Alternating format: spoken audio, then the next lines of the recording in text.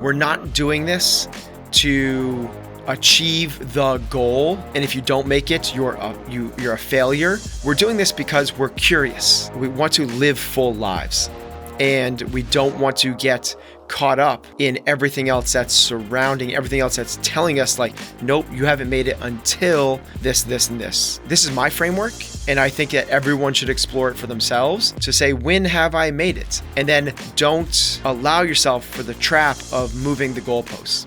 Hello and welcome to another episode of Chasing Excellence. My name is Patrick Cummings. As always, I'm here with Ben Bergeron every week on the show.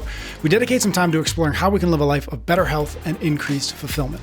We answer your questions about the 5 factors of health, dive deep on living a life of excellence, and explore the strategies and frameworks to help us chase what truly matters. Thank you so much for joining us this week. Hello, and how are you, Ben? I'm doing really good. We're doing really good this week, Patrick. Thanks.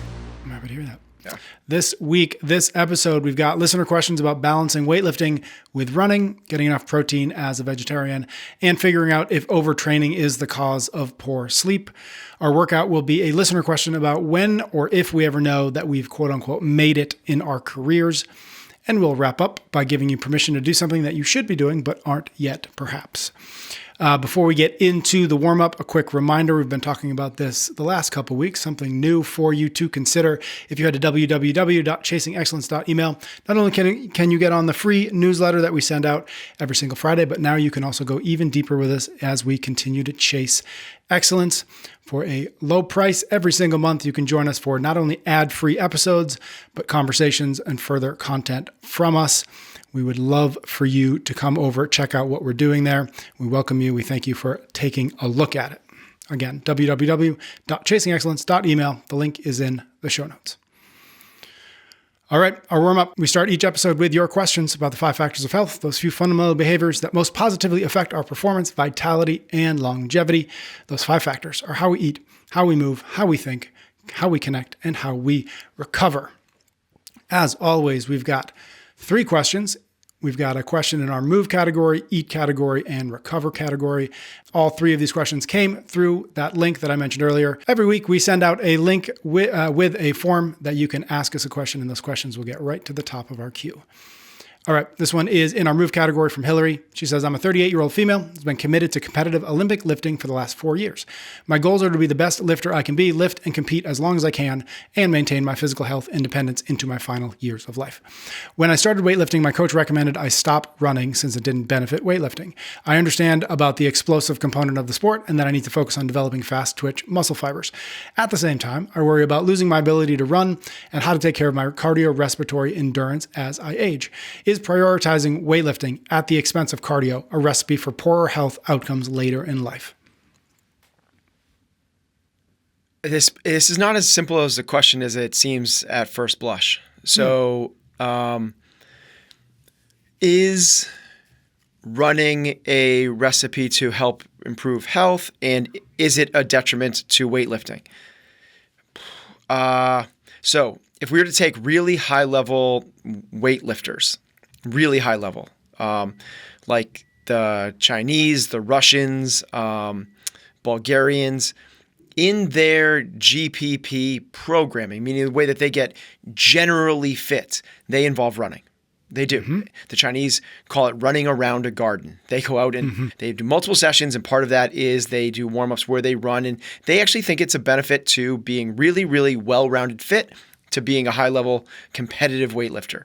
But her coach is not wrong, because if you were to overdo the running, that's going to come at a detriment to your explosiveness and your max strength. It's obvious, right? If you're look at elite level marathon runners, none of those guys are going to be clean and jerking 450 pounds. Like, it's just so obvious it doesn't even it's not even worth considering in the conversation, but it does fit. Mm-hmm. The other part of it is her question about, is it going to be beneficial or detrimental to my overall health? Here's the way I would look at this. Your weightlifting is a benefit to your longevity and your health. That's better than, like, drastically better than not doing anything. Mm-hmm. Especially weightlifting. Weightlifting, the flexibility, the explosiveness, the strength, the coordination that's required in weightlifting is tremendous and phenomenal. If it was powerlifting, I would actually put, and I might rattle some feathers here, I like powerlifting better than Olympic lifting, but Olympic lifting I think has more carryover to overall life and longevity. You can be incredibly strong while being explosive and flexible, higher levels of coordination and CNS as well. So you're on the right track regardless of what you do now. Now we're playing with some house money at this point because you're strong and you're strong, plus some other stuff. I think that running can fit into the program. And this is where it becomes a level of how much. If you are running 15 to 30 miles a week, I think that's probably going to be detrimental to your weightlifting. Also depends, though, at what level you're at in terms of your weightlifting career. If you're in the intermediate stage, that could actually be a benefit because you just improve so much health. But here's the way I would give really specific. If you were to run less than 5 miles a week, I do not think it's going to be detrimental to your weightlifting. And that's where I would keep it at. I think you become a very good runner relative, right, to the mass population and hold your running capacity running 5 miles a week. What does that look like? Every day going and running a mile, or a couple days running a couple miles, or 1 to 2 5Ks a week. Mm-hmm. I think my favorite thing in that answer was that you said rattle feathers instead of rattle cages or ruffle feathers. Yeah, you just totally combined two different things, and I think I'm going to start using that. Rattle feathers. I don't know. I blacked out during that answer. I don't remember that. All right, next question then. Let's black out again. This one's from Jamie. It's in our eat category. He or she says, I started CrossFit about 3 months ago and I'm really enjoying it. I've been going consistently 4 times a week and have already seen improvement. However, I'm a vegetarian and have been for several years now. I've been trying to get more protein in via protein shakes and such, but my main source has been eggs. Do you have any advice on what my vegetarian diet should look like for optimal nutrition? Yeah, so let's answer that question instead of what, what's right, vegetarian or carnivore or something else. Let's just really answer her question. Let's skip that and one. And she's on the right track. Like I would start with eggs. This is a great source. There is 6 or 7 grams of protein in every egg. That means that if you're having a 4-egg omelet or something like that, you're getting north with the other protein, you'd be north of 30 grams. And that's really what we're looking for most females, is that they're getting about 30 grams in per meal. If they do that 3 times, that's 90. That's going to be appropriate for about 145-pound female. Now, if you're 165 pounds, we want a little bit more. If you're 110 pounds, you obviously need a little bit less. But this is a really nice place to start. Are you having 3 meals with 30 grams of protein? So for your vegetarian, your breakfast can be 4 eggs. Your lunch can be anything you want with a protein shake. And it could be just a bunch of lettuce with a protein shake. And then for your dinner, have at least have a cup of beans. A cup of beans actually has about 45 grams of protein. So that's a lot of beans to be having. But if you have a half of a cup, you're closer to that 25, 28 grams. And we're gonna be good to go. There is protein in vegetables and rice and other things that you're eating. It's just small.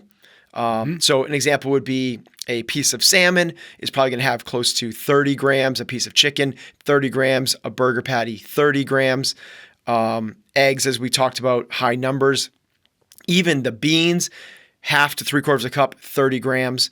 A cup of broccoli has about 2.5 grams, right? So it's just going to be, it's not that it's void of it, it's just that it's much, much lower. So all those little extra vegetables that you have and grains and other stuff, rice is about 2.5 grams per cup, will add up to double digits over the day. So shoot for the 30 grams at every meal through your eggs, through your protein shake, and through your beans. Love it. All right, last question we've got in the warm-up is from Paul. It's in our recover bucket. He says, I'm a 33-year-old male. I work out 5 to 6 times a week, usually a mixture of CrossFit, running, and soccer. Lately, I've been struggling a lot with my sleep, both with falling asleep and then staying asleep when I do manage to get to sleep.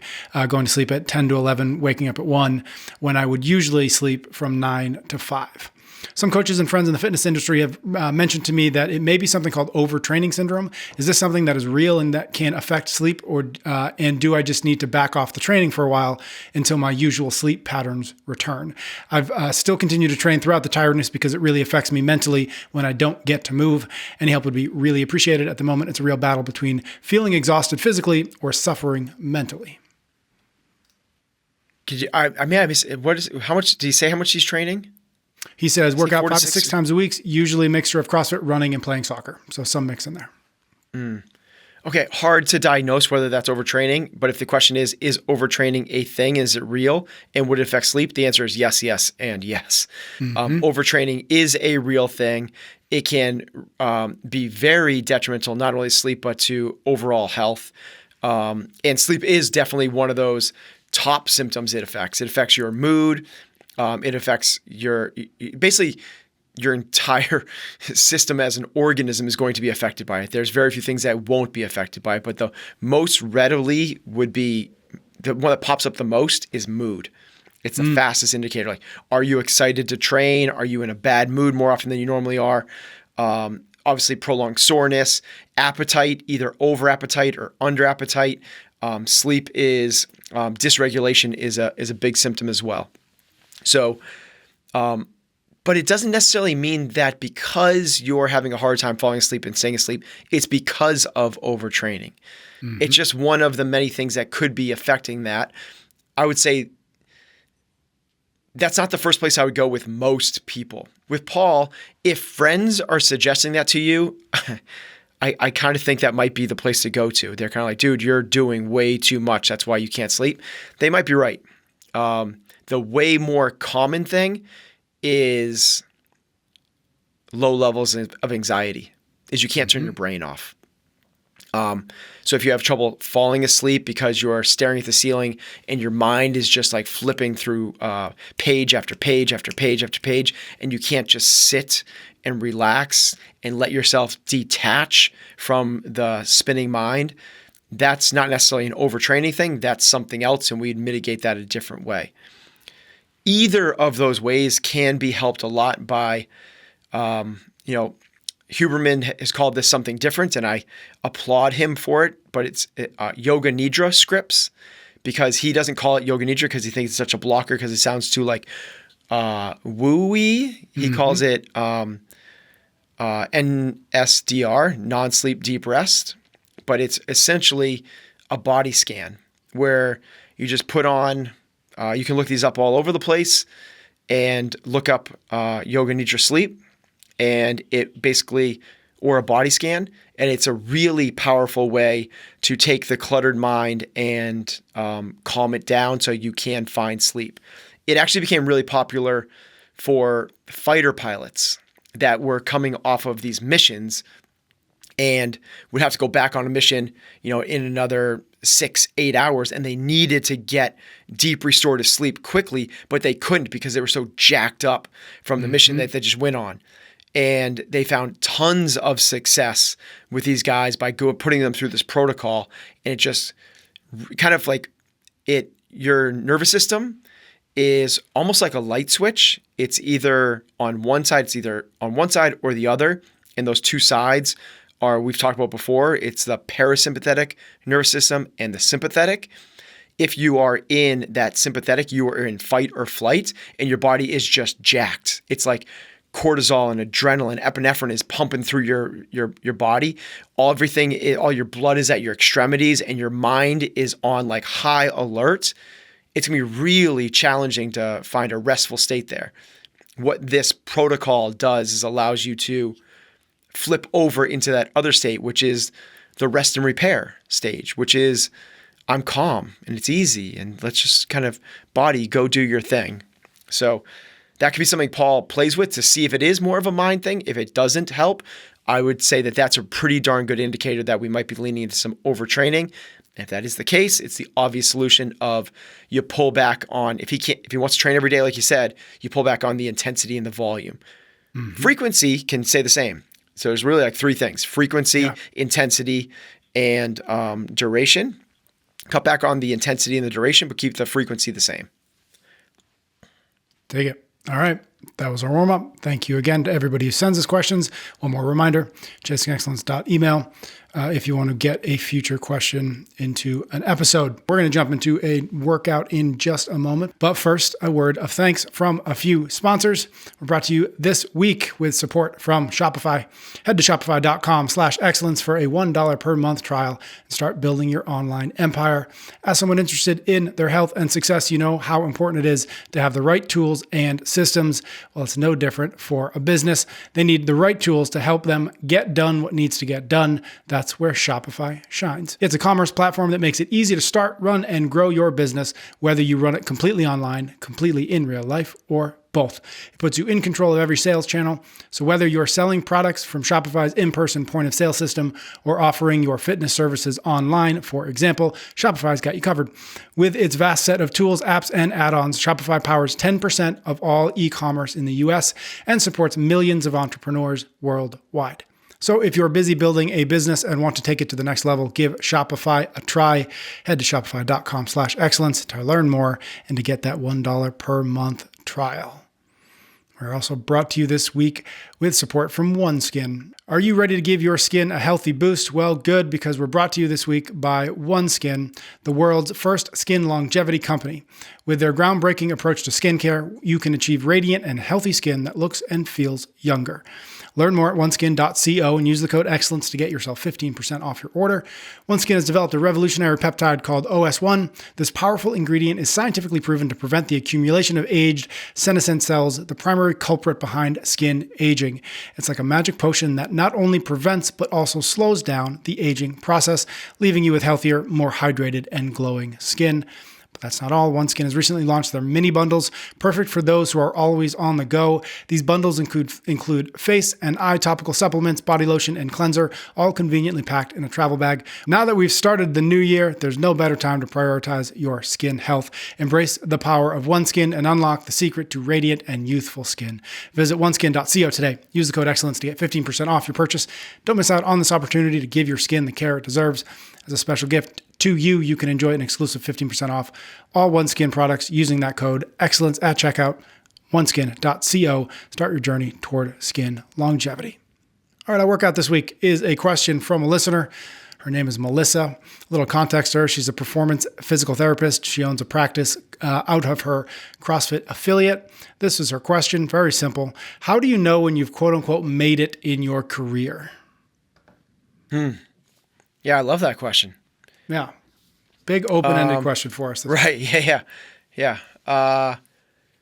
Okay.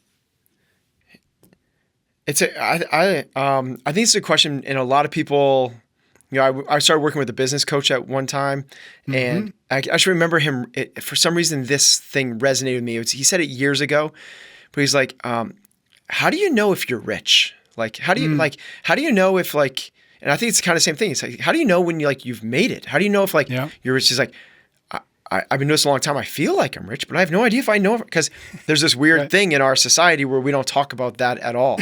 And it's, all right, so if I think about this, how do you know if you've made it in your career? I think there's a few different categories that we could lean into, and probably some are more relevant and will resonate a little bit more with some people than with others.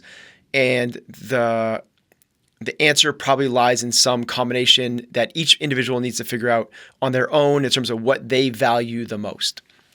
I'll say the first one, because it's probably the first one that I think for me means the most, is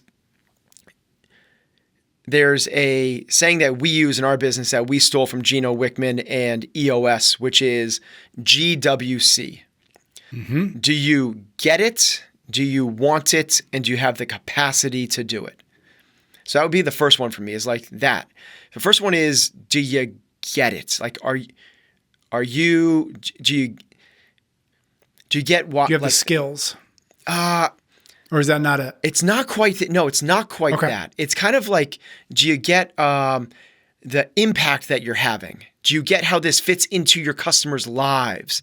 Do you get where this fits into the holistic approach to us in humanity? Because if you're doing some esoteric, weird thing that you feel like you're out on an island, there's like, I don't quite get how this thing is is affecting anybody. So it's like, I get how this is having impact. I get the value I'm providing. I get where this fits in either in my greater organization. I get in her case, the value I'm providing to my customers. I understand how I'm improving lives and so on. So it's the get it thing. It's like this big esoteric thing of like, this job matters, and I think it's important that I do this thing. The want it is you wake up Monday morning excited to go to work. Yep. You don't stare at the clock all day. There's not this need or this excitement for the weekend. I want to go and do this thing. If you're not there, to me, you haven't made it in your career. You should be continuing to search for this thing. And what that really means is that you have, maybe the first one is a lot of purpose, and maybe the next one is a lot of passion. Like you enjoy this thing. And you don't, because you have one doesn't necessarily mean you have the other.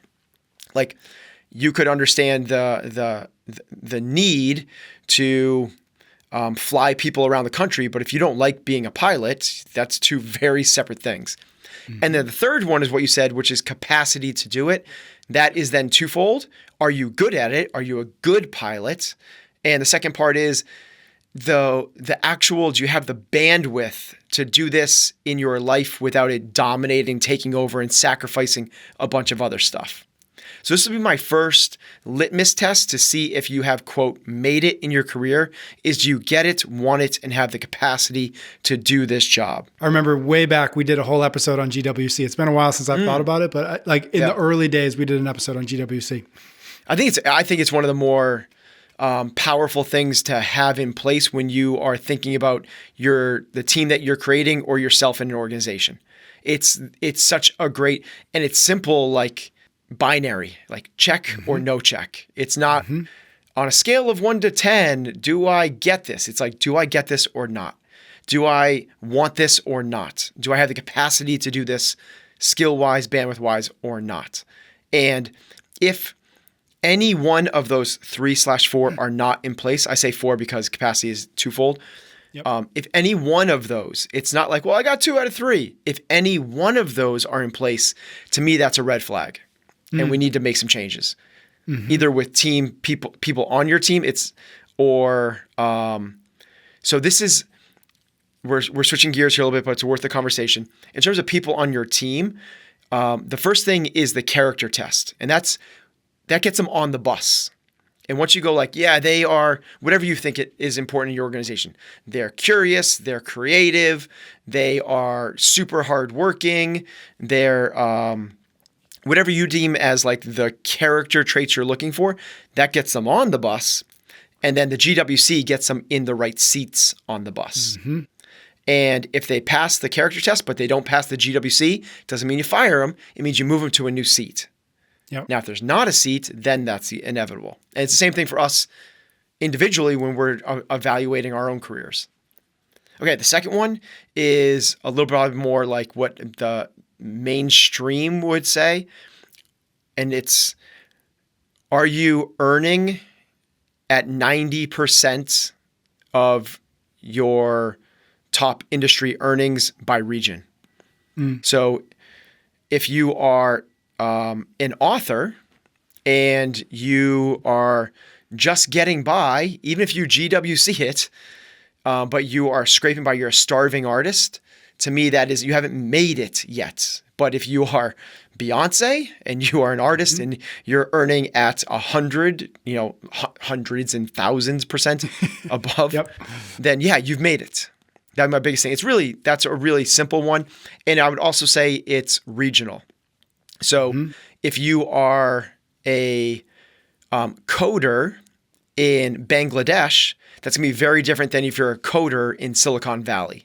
A coder in Bangladesh might be earning $100,000 a year, and that might be the top end of that market. Where a coder in Silicon Valley, that would be like an entry level or maybe below, and the top guys might be making $500,000 a year. So it is very regional as well. Got it. GWC and then earning potential. Anything else just on the what you think about with this? I think the third one is twofold in terms of it's basically like supply and demand. So it's and there's also this intrinsic feel to it, which is, here's what I'll say. Are you respected by your peers? Are you respected by your peers? You know, it's a case of people come and ask you questions, or you're sought for speaking engagements, or people ask you to be a mentor, or headhunters are reaching out to you and they want you to be a part of another firm. So that might not be the case for chiropractor or sports therapist in the CrossFit gym. But what is the supply and demand? Do you have a wait list? Are people like waiting to get into you? Are you full? Are you at capacity? Because if this person asking the question, GW sees it, they get it, they want it, they have the capacity to do it, they love this job, they're really good at it, they are making that where they are at 90% of their earning potential, but they're only full half the day. To me, that's not quite it. If they're only seeing 1 or 2 clients a day and they're looking for more business, we haven't quite made it yet. And I think it's those 3 things together, the GWC, are you earning at 90% or higher of your peers in the same region? And is there incredible demand from your customers, respect from your peers? And maybe the next one down there is, and maybe this goes into the 9% thing. Do you have I don't know if it's the demand or the earning. Can you afford to say no? Like, can you take days off? Can you say no to certain clients? Can you let people go? And it doesn't affect your business because you know there's no stress in that whatsoever. You dictate who you work with. You dictate the projects that you're working on. If you're a coder, you say no to those 3 projects because you're more excited to say yes to these 3 projects. If you don't get to choose the work you're doing, we probably also haven't quite made it yet.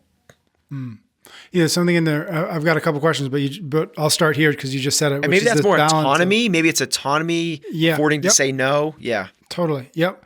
But there's I'm curious your thoughts on like the balance between quote unquote made it, checking at least some of those boxes, if not all of those boxes, earning potential, demand, GWC. But man, I'm so stressed out.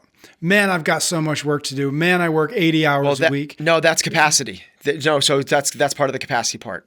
So capacity is bandwidth, which means that you totally have this in line. And this is where its capacity is twofold. Do you have the skill set to be able to do this job at a really high level? And does it fit into the parameters of your life, job, like with a picture of everything you are? So if it's not exceeding your capacity, and is that time, is that skill set, is that resources, then there should be no stress. That's kind of where that falls into place. And that's what we think about in terms of employees as well. If they are stressed out, it's because we have exceeded their capacity in some form or fashion. Bandwidth-wise,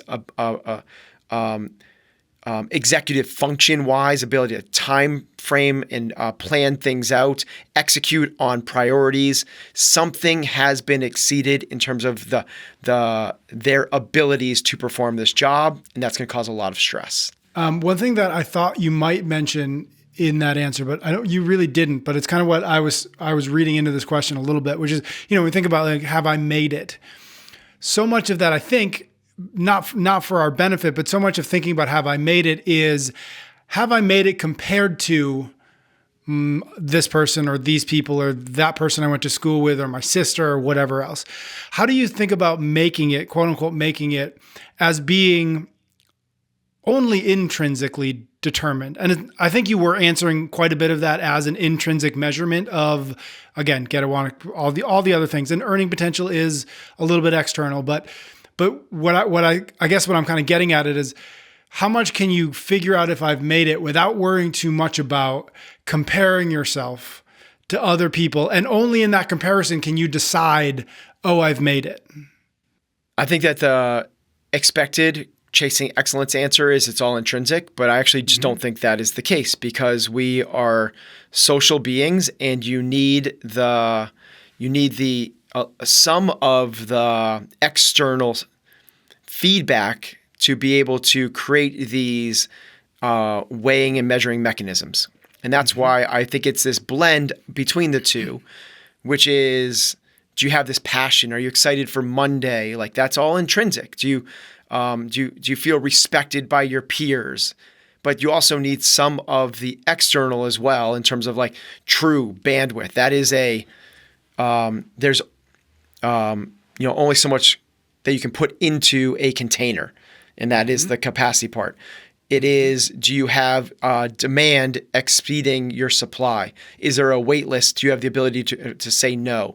Are you above 90% of the regional salaries in where you are? So there's this, I think you necessarily need this blend of the two, which is the same thing I would say about most things. It's about health. Like if we were to say health, like, yeah, I want there to be intrinsic and extrinsic. Cool. How do you feel? Like health-wise, when you wake up in the morning, how do you feel? Like, are you in a bad mood? I want to know that. If that's the case, I don't think our health is where.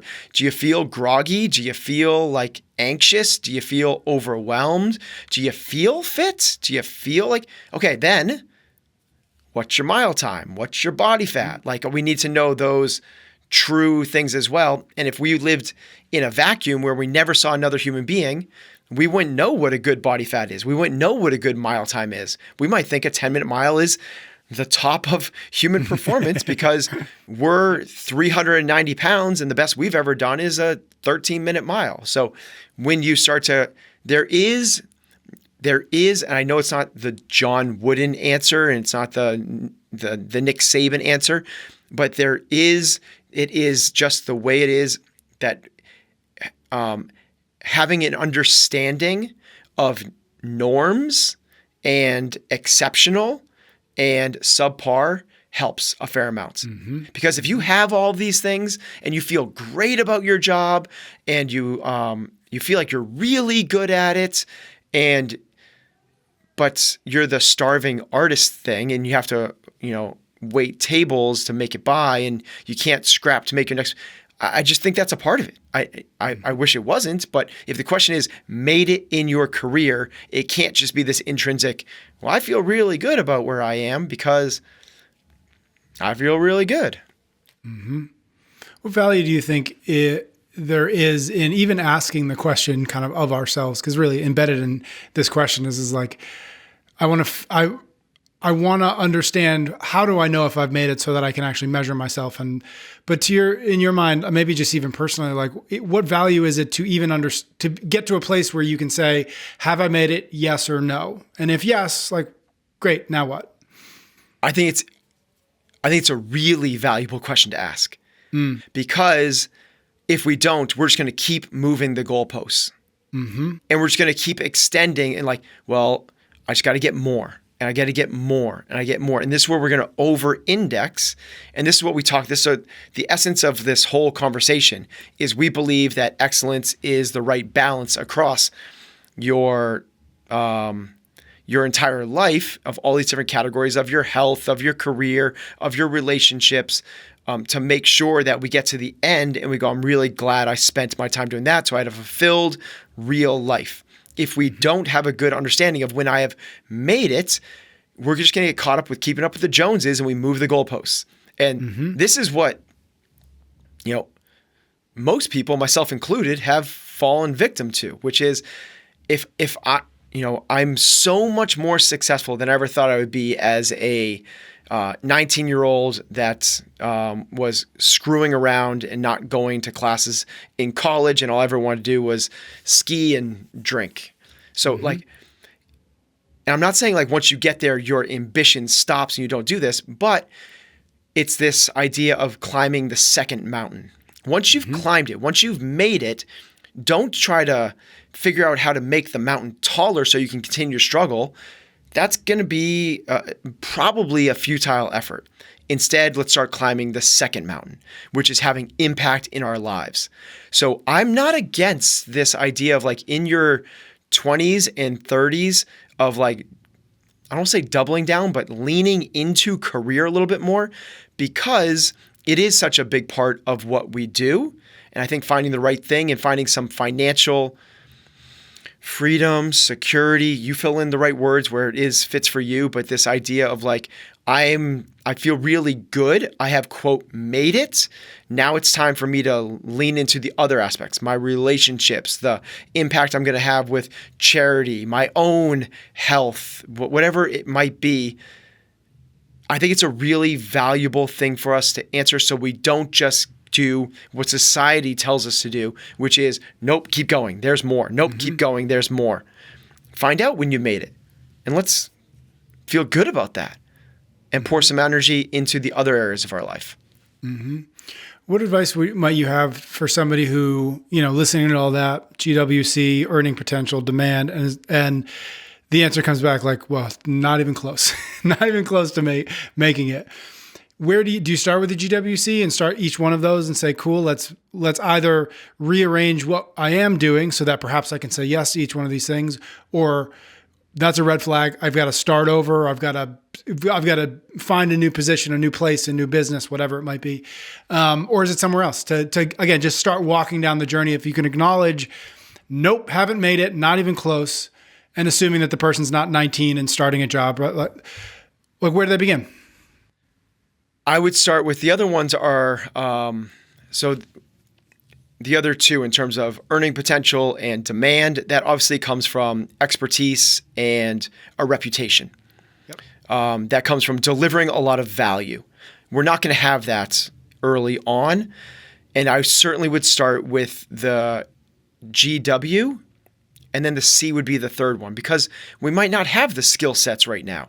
But if you get it, if you get why this is the purpose, if you believe that this is like a meaningful thing, a meaningful way for you to spend the hours of your life, and you want it, meaning you wake up excited on Monday morning to do this thing, man, that's like a really good, strong indicator. Now there's that third, is it concentric circles, which we've talked about before, which is, yes, is there earning potential here in this job, position, and career industry?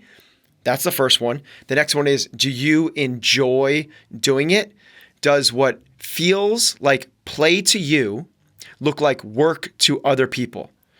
I want to give credit to that. That's Naval Ravikant. I think that's that's my words of like, the goal of life is to blur the line between work and play.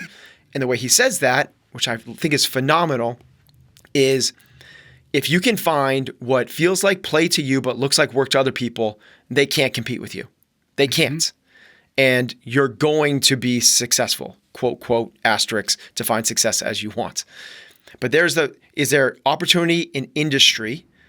Do you enjoy doing it? And then that last one is, are you talented at it? Are you good at it? That can be cultivated. That doesn't necessarily mean that you have to be world-class now. Kobe Bryant wasn't world-class. Michael Jordan wasn't world-class. These guys didn't start off that way. You can develop skills along the way. The problem becomes when you're trying to develop the skills in an area that doesn't have one of those two things. You're not passionate about it, and passion. I know passion is this binary, it's a really triggering thing right now where people go like, no, it's ridiculous. You create passion. It's like, I'm just saying, like, you don't not like it. You don't want to go to a job that you dislike and you're trying to like, no, eventually I'm going to like the taste of wine. No, eventually I'm going to like the taste of wine. No, eventually I'm going to like the taste of wine. And you're like forcing yourself for years to try to get to like wine. Like, let's just find something that you enjoy now, or at least don't hate. But then also like the industry, like, is there an earning potential here? And the example I've given before there is like, well, you might love ant farming. You might be the best ant farmer in the world, but I don't know how much earning potential there is in the ant farming world. And I could be totally mistaken about that. And if that's not the right analogy and someone goes, no, you can be a multi-billionaire ant farming, then sorry to all the ant farmers, and we'll find another analogy. I bet there's somebody on TikTok making money as an ant farmer. That's my prediction. You're probably right, which is a whole nother discussion. It's a whole nother discussion. Fantastic. Anything else as we wrap up this conversation about, making it in our career that you want to mention? I think it's a valuable, as we said, it's a valuable question. What we should always, we're not doing this to achieve the goal, and if you don't make it, you're a failure. We're not doing this to like, okay, check the box. We're doing this because we're curious and we want to live really high. We want to live full lives, and we don't want to get caught up in everything else that's surrounding, everything else that's telling us like, nope, you haven't made it until this, this, and this. So we need to, this is my framework, and I think that everyone should explore it for themselves to say, when have I made it? And then don't allow yourself for the trap of moving the goalposts. If you're a chiropractor and to you, made it is earning $250,000 a year and having a 6-hour workday and a full schedule, and you can choose who you work with and who you don't, and you love it and you love coming to work and you understand the value you're bringing to people. Well, once you get there, don't necessarily go, yeah, but I know that there was that other guy that I saw on Instagram that was saying, the best business is you can make $1 million, and this, don't allow that to dissuade you. We get so easily distracted by the outliers, and we think that's the norm. And the world of social media is just abound of that. And we, the most common one of this is like, what is beauty? And we think that, everyone looks like, oh my God, I was about to say Cindy Crawford. And I bet that 80% of our listeners don't even know who Cindy Crawford is. I don't even know who to say now. So, but we think that's the norm because that's what we see. And we only see people at their very, very best. And that's like distorts what we think is the norm.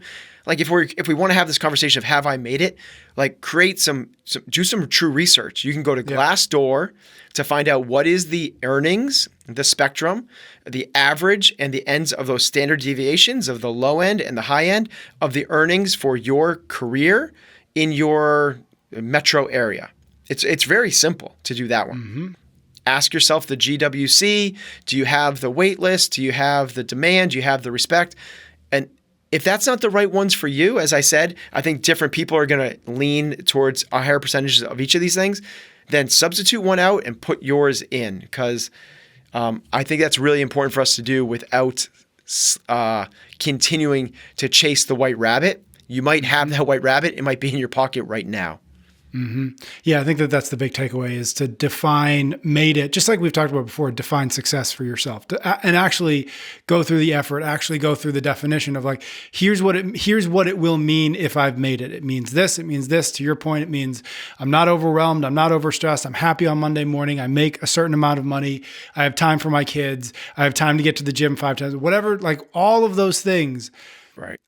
Are how we actually figure out if we've in fact made it. Because I think this is kind of what I was alluding to with my comparison question, which is like, I think it's really easy not to do that and to supplement other people's definition of made it, and then to judge ourselves based on their definition of, again, whether it's successful, made it, earning all the whatever, again, whatever we get fed, whatever we're told is successful.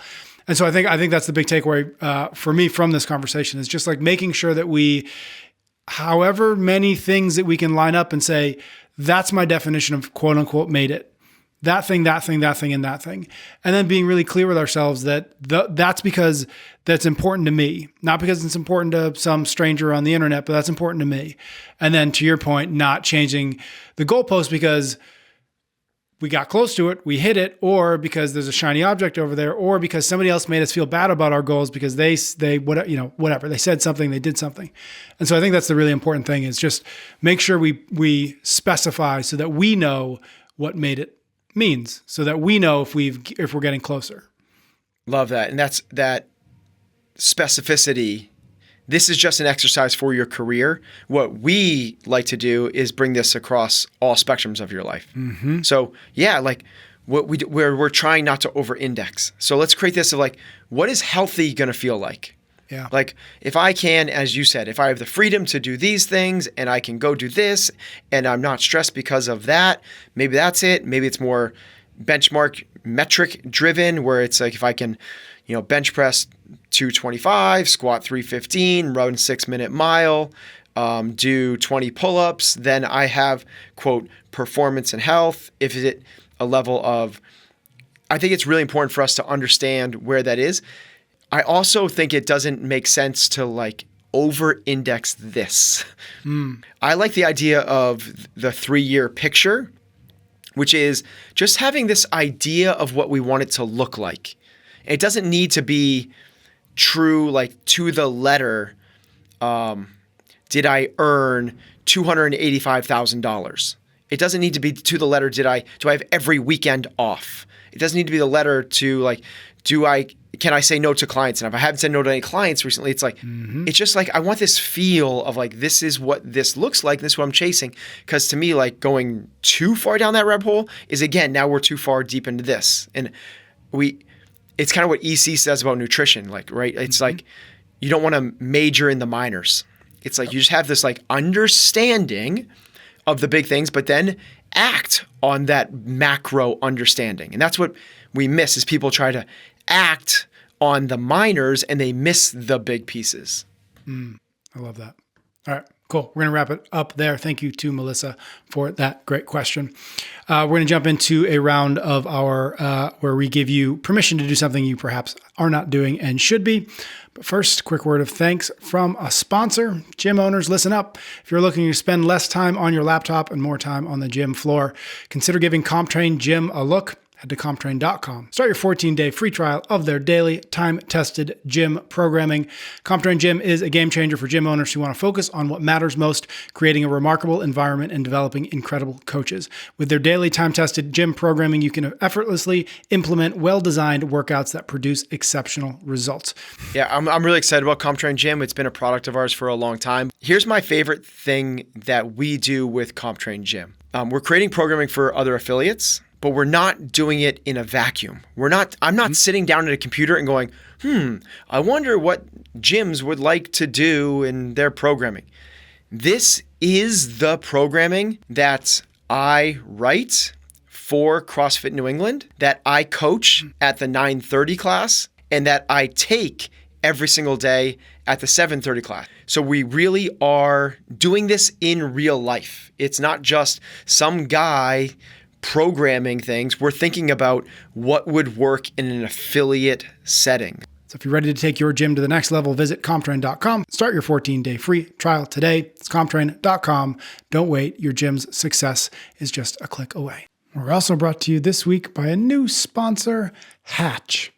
We talk about the power of routine on the show all of the time, especially sleep routines. Well, if you're still riding the struggle bus when it comes to building and maintaining a solid nighttime routine, then listen up.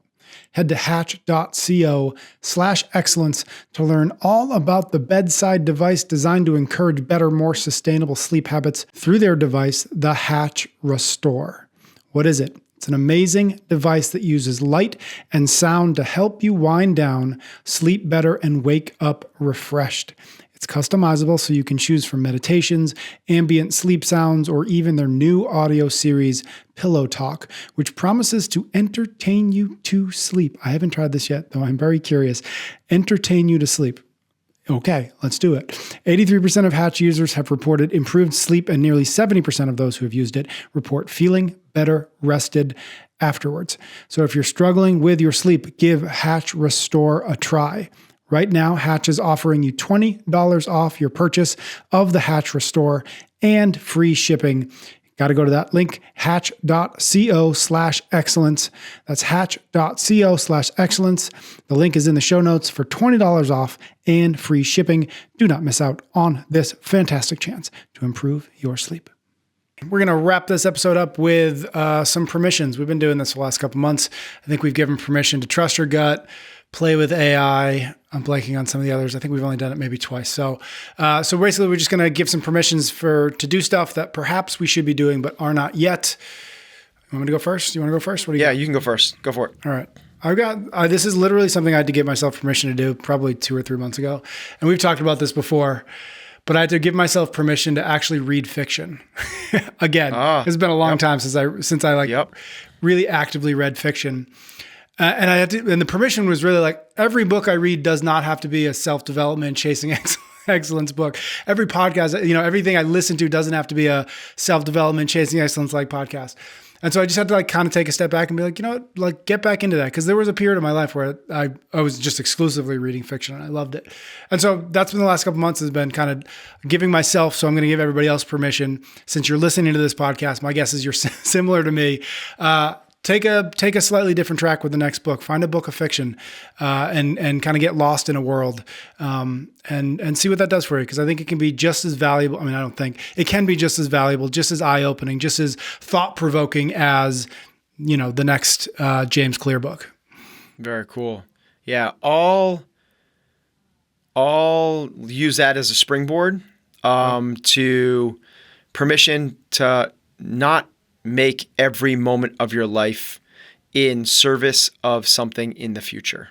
And just to sit and enjoy whatever it is, no matter how small it might be. And this is certainly the part of the evolution of our conversation, which is like in the beginning, both of us, we couldn't do small talk and we couldn't do Netflix. Correct. We couldn't watch TV. I couldn't do anything that I didn't feel like was in service of some got to optimize. I'm giving permission because I'm allowing myself the permission to find meaning, and that's maybe one of the big things, to find meaning in the mundane, to find meaning in what might otherwise look like as laziness, what might otherwise look at as unproductivity, and it could show up as anything from having conversations that go nowhere. It's you meet someone at I always say cocktail party, but you know what I mean. Like you meet someone at I feel like we're in the Great Gatsby or something.